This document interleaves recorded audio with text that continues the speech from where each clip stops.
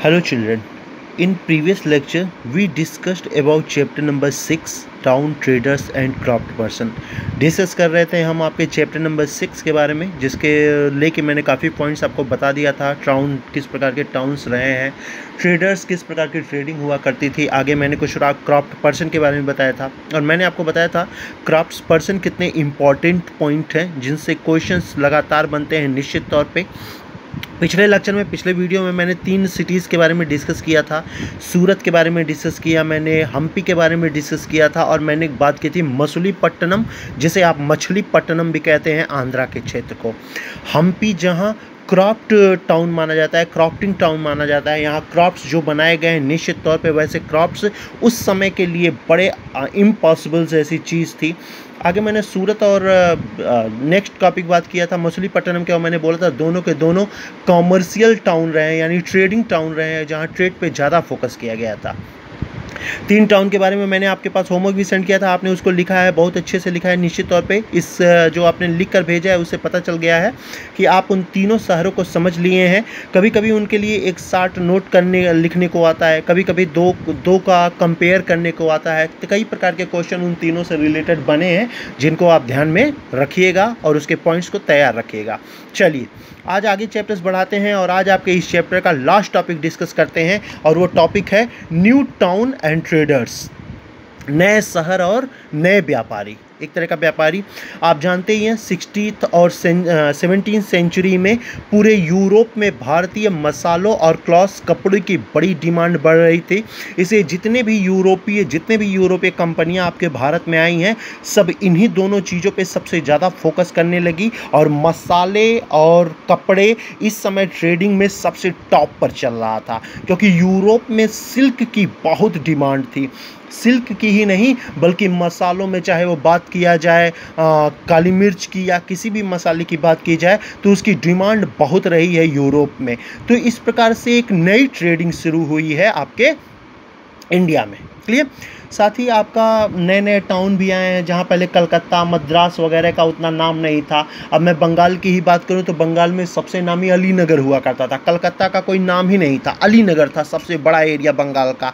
आपको ध्यान में भी होगा, मैंने आपको बैटल ऑफ बक्सर जब बताया था तो मैंने बताया था अलीनगर पे ब्रिटिशर्स ने कब्जा जमा लिया था। क्लियर? तो सबसे बड़ा एरिया अलीनगर था, लेकिन जैसे समय समय बढ़ता आगे चला गया, उसी समय से आगे कलकत्ता आपके लिए इंपॉर्टेंट बन गया।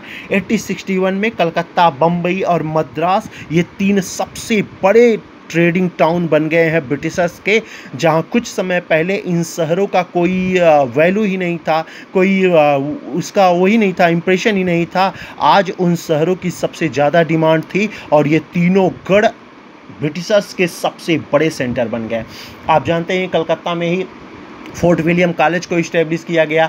इसी तरह बम्बई में भी एक कॉलेज इस्टेब्लिश किया गया। मतलब ब्रिटिशर्स इसे एक अच्छा खासा सेंटर बनाना चाह रहे थे, और यहाँ पॉपुलेशन को बढ़ाना चाह रहे थे, क्योंकि वो चाहते थे कलकत्ता, मद्रास या बम्बई इंडिया में एक नया हब बनकर एंट्री करे। इसलिए इन 3 सिटीज़ पे उन्होंने सबसे ज़्यादा फोकस किया। क्लियर? तो आज आपका चैप्टर नंबर 6 क्लियर हो जाएगा, फिनिश हो जाता है पूरा चैप्टर, जिसमें आपने तमाम टाउन्स के बारे में पढ़ा, ट्रेडर के बारे में पढ़ा, टाउन्स जहां आपने सूरत जैसे शहरों के बारे में डिस्कस किया है, वो सब कुछ आपका कंप्लीट हो चुका है चैप्टर नंबर 6। आज आपके लिए लाया हूँ चैप्टर नंबर 6 से कुछ रिलेटेड क्वेश्चन। हालांकि आपने चैप्टर 6 में बहुत सारे क्वेश्चंस किए हैं, लेकिन वो सारे क्वेश्चन टॉपिक से रिलेटेड था। जैसे मैंने एक टॉपिक पढ़ाया तो आप उसके अकॉर्डिंग अच्छा खासा क्वेश्चन किए, सेकेंड टॉपिक पढ़ाया फिर क्वेश्चन किए उससे रिलेटेड। लेकिन आज आपका चैप्टर फिनिश हो गया, तो आज आपका जो क्वेश्चन बना है ये पूरे चैप्टर से रिलेटेड क्वेश्चन बना है। क्लियर? क्वेश्चन नंबर 1 आइए डिस्कस करते हैं। क्वेश्चन नंबर 1 है कंप्लीट बुक एक्सरसाइज। पहला सबसे ज़रूरी काम, अपने बुक में जो पीछे दिया है, चाहे वो फिल इन द ब्लैंक्स हो, ट्रू फॉल्स हो, या फिर वो मिलाने वाला हो, इन तीनों टॉपिक को आप कंप्लीट करिए, बुक में ही करके उसको कंप्लीट करिए। Clear? Question number 2, Why do you think towns grew around temple? आप क्यों सोचते हैं कि टेम्पल के किनारे ही टाउन्स बसते हैं? डिस्कस कीजिए, बहुत डिस्कस किया हूँ, टेम्पल टाउन बहुत बताया हूँ, तंजावुर के बारे में बताया, उदयपुर के बारे में बताया, तमाम एग्जाम्पल मैंने टेम्पल टाउन का दिया है। तो आप इस क्वेश्चन को बड़े आराम से कर सकते हैं। आप बताइए कि why do you think towns grew around temple, temple के ही किनारे क्यों टाउन्स ग्रीव होते थे, उसको थिंक करके बताइए, मुझे बताइए। Question number 3, who lived in the black towns in cities such as Madras. Clear, मैंने आपको बताया था ब्रिटिशर्स जो थे वो वाइट थे और जो इंडियंस थे वो ब्लैक थे, इसीलिए जो गोरे थे यानी ब्रिटिशर्स थे उनके लिए अलग प्रकार का टाउन्स होता था और जो भारतीय थे उनके लिए ब्लैक टाउन्स होता था, और उन्हीं ब्लैक टाउन्स में मैंने आपका एक एग्जांपल दिया था मद्रास का। तो ये पूछ रहा है हु लिव्ड, कौन रहता था black towns like that Madras. ऐसे बहुत सारे सिटीज़ रहे हैं। शुरू में मद्रास एक ब्लैक सिटी ही था, लेकिन 1861 से करीबन 2-3 साल लगभग 1858 से मद्रास हाईलाइट हो गया, और 1861 में तो ये ब्रिटिशर्स का सबसे बड़ा सेंटर बन गया था कलकत्ता के बाद। तो आगे इंपॉर्टेंट हो जाएगा, लेकिन ये 1857 से पहले की स्टोरी पूछ रहा है। क्लियर, ब्लैक टाउन्स कौन रहता था, कौन हु है, तो सिंपल एक ही वर्ड में आंसर हो जाएगा। Question number 4, how important were crafts person for the building and maintenance of the temple। How important, कैसी इम्पॉर्टेंट है क्राफ्ट्स पर्सनस का जिन्होंने टेम्पल्स को, बिल्डिंग को मेंटेनेंस किया, वहाँ क्राफ्टिंग बनाई बहुत सारी, वो सब कुछ आप डिस्कस करिएगा इस क्वेश्चन में। क्वेश्चन नंबर 4 है। क्लियर, आगे बढ़ाते हैं। क्वेश्चन नंबर 5 है, why did people from distant land visit Surat. Surat के बारे में मैंने डिस्कस किया था, मैं क्वेश्चन समझाऊंगा कि नहीं, क्योंकि आपका मैंने एक वीडियो ही 3 सिटी को लेकर बताया था, सूरत, मछलीपट्टनम और हम्पी को लेकर, जहां सूरत को मैंने एक्सप्लेन किया था, इसलिए क्वेश्चन का मतलब मैं समझाऊंगा नहीं। आप अपने मन से क्या समझते हैं इस क्वेश्चन को, उसके अकॉर्डिंग आप अपना आंसर दीजिए। बहुत इंपॉर्टेंट क्वेश्चन है, आप छोड़ नहीं सकते। जो भी आप समझे हैं, जो भी आप जानते हैं, वो इस क्वेश्चन में लिख के दिखाइए। क्लियर, 50 वर्ड्स में लिखिएगा, कोई प्रॉब्लम नहीं है, बस मेन पॉइंट लिखिएगा जो मुझे पॉइंट चाहिए डिस्टेंट लैंड्स पर। Question number 6, why did the rulers Indo temple with grants of land and money. हाँ, क्यों रूलर्स को ऐसा क्यों लगा कि टेम्पल ग्रांट्स ऑफ लैंड और मनी है, किस प्रकार क्यों लगा, उसका क्या हुआ, ये सब डिस्कस करिए। 100 वर्ड्स में लिखिएगा क्वेश्चन नंबर 6 को। Last question number 7, what is bell metal. Bell metal क्या है। कहेंगे आप सर पूरे वीडियो में बेल मेटल के बारे में बताया ही नहीं, तो हाँ, निश्चित तौर पे नहीं बताया, मैं जानबूझकर नहीं बताया, और जानबूझकर मैं ये क्वेश्चंस आपको दिया, क्योंकि एक ही क्वेश्चन की वजह से आप कम से कम बुक तो पढ़ेंगे, और जब बुक पढ़ेंगे तो आप बेल मेटल को छोड़िए, बहुत सारे जो पॉइंट्स हैं जो मिस हो गए होंगे मुझसे, वो पॉइंट्स भी आपका तैयार हो जाएगा। इसीलिए बेल मेटल्स के बारे में मैंने बताया नहीं, आप इसको अपनी तरफ से बुक पढ़िए और उसके अकॉर्डिंग आप इस बेल मेटल को डिफाइन करिए। क्लियर, तो ये 7 क्वेश्चंस हैं, इसे आप करने की कोशिश करिए। एक बार फिर मैं यही कहूँगा कि इन क्वेश्चंस को अपने मन से करने की कोशिश करिएगा। अगर किसी प्रकार की कोई प्रॉब्लम होती है, नहीं समझ में आया है वीडियो देखने के बाद, तो आप बुक का हेल्प ले सकते हैं, लेकिन मैं यही कहूँगा कि वीडियो देखकर उस क्वेश्चंस को समझिए, उसके पॉइंट को समझिए। जितना बार वीडियो देखेंगे चैप्टर उतना ही क्लियर हो जाएगा, और उसकी समझ डेवलप करके इन क्वेश्चंस का आप आंसर देने की कोशिश करिए। 7 क्वेश्चन है, एक बार फिर मैं आपको रिपीट करा दे रहा हूँ पूरा चैप्टर, क्लास 7 का चैप्टर नंबर 6। सबसे पहले बात किया मैंने यहाँ पे एडमिनिस्ट्रेशन सेंटर के बारे में, जिसमें मैंने 2 एग्जाम्पल लुआ। सबसे इंपॉर्टेंट है तंजावुर का, साथ ही मैंने डिस्कस किया उरैयूर का। क्लियर, सेकंड टॉपिक मैंने जो डिस्कस किया था, वो डिस्कस किया था आपका टेम्पल टाउन के बारे में। आप देख भी रहे हैं टेम्पल टाउन कितना इंपॉर्टेंट है, वो टेम्पल टाउन मैंने डिस्कस किया। साथ ही साथ मैंने आपको पिलग्रिमेज के बारे में बताया, तीर्थ स्थानों के बारे में बताया, कुछ एग्जांपल्स मैंने दिया कि पिलग्रिमेज कितने इंपॉर्टेंट थे या टेम्पल्स कितने इंपॉर्टेंट रहे हैं। इसका एग्जाम्पल मैं पीछे दे चुका हूँ आपको वीडियो में। टॉपिक को आगे ले गया और नेक्स्ट पढ़ाया मैंने वो ट्रेड एंड स्मॉल टाउन्स, छोटे छोटे शहरों के बारे में मैंने बताया, जहाँ पे मैं कुछ वर्ड्स को क्लियर किया था, जैसे मंडी, कार मंडी वगैरह के बारे में बताया था।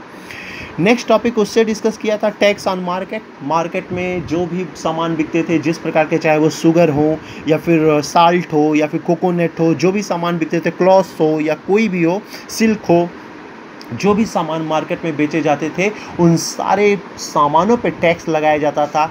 टैक्स कौन लगाता था? उस मार्केट में बसा हुआ सबसे बड़ा सामंत, वो टैक्स लगाता था, और उस टैक्स को कलेक्ट करके उसका काफ़ी बड़ा हिस्सा ब्रिटिशर्स को दे देता था।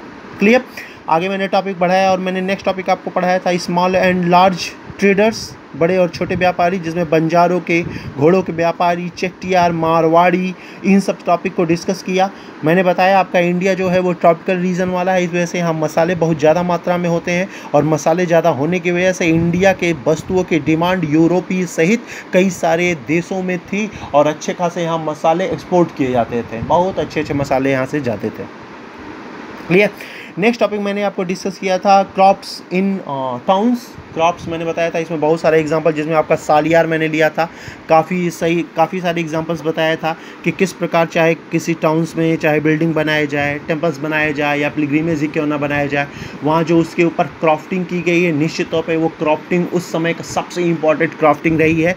वैसी क्राफ्टिंग शायद ही कभी देखने को मिलेगी, क्योंकि वो क्राफ्टिंग जिस प्रकार और जैसे उस समय किया गया था, आज बिल्कुल वो वैसे ही उसी तरह पड़ा हुआ है। अब सोचिए जिन्होंने उसे बनाया है वो कितनी मेहनत किए होंगे इन क्राफ्ट्स को बनाने में। क्लियर। नेक्स्ट वीडियो में मैंने आपको डिस्कस किया था 3 सिटीज़ के बारे में, बात किया हम्पी के बारे में, सूरत के बारे में और आपका मसूलीपट्टनम, कुछ लोग इसे मछलीपट्टनम भी कहते हैं। 3 शहरों के बारे में डिस्कस किया था मैंने यहाँ पर आपसे, जिसमें मैंने आपको हम्पी के बारे में बताया कितना इंपॉर्टेंट है, कभी मुगलों का सबसे बड़ा हब रहा है। सेकंड मैंने सूरत डिस्कस किया, जो ट्रेडिंग सिटी रहा है कितना बड़ा। वहीं हम्पी एक टेम्पल टाउन कहा जाता है, लेकिन आपका सूरत एक कमर्शियल टाउन, ट्रेडिंग टाउन कहा जाता है। तीसरा शहर मैंने डिस्कस किया आपका मछलीपट्टनम के बारे में, और मैंने आपको बताया था ये हॉलैंड वासियों का कितना बड़ा सेंटर रहा है, चाहे वो हॉलैंड वासी हो या पुर्तगाली रहे हों। क्लियर। 3 शहरों के बारे में आपने जाना। लास्ट टॉपिक मैंने डिस्कस किया था आपका कि क्या न्यू टाउन्स एंड ट्रेडर्स के बारे में, कि क्या नए नए नगर बने हैं और किस प्रकार नई प्रकार की ट्रेडिंग शुरू हुई है। जहां पहले क्रॉप्स की ट्रेडिंग की जाती थी, अब वो ट्रेडिंग चेंज हो गया और अधिकतर ट्रेडिंग मसालों की जाने लगी। मसालों के साथ साथ कुछ क्लॉथ्स की भी की जाने लगी। कहा जाता है इसी समय वीर जावी, वोरा और गफूर जैसे बड़े बड़े इंडियन ट्रेडर हुआ करते थे, लेकिन ये भी ब्रिटिशर्स के ट्रेड के आगे समझ टिक नहीं पाए और आगे जाके डूब जाएंगे। बड़े बड़े व्यापारी थे वोरा जी और गफूर जी। क्लियर। तो नई प्रकार की ट्रेडिंग आई, नए प्रकार के वो शहर आए हैं, वो सब मैंने डिस्कस किया था और वही आपका लास्ट टॉपिक था। और उन टॉपिक से रिलेटेड आपके पास मैं ये 7 क्वेश्चन सेंड कर रहा हूँ, आप इसे सॉल्व करके मेरे पास आज ही इनका आंसर भेजिए, जिससे मैं नेक्स्ट टर्म पे आपका नया लेक्चर, नया चैप्टर स्टार्ट करूंगा, चैप्टर नंबर 7। मिलते हैं नेक्स्ट वीडियो में। Thank you.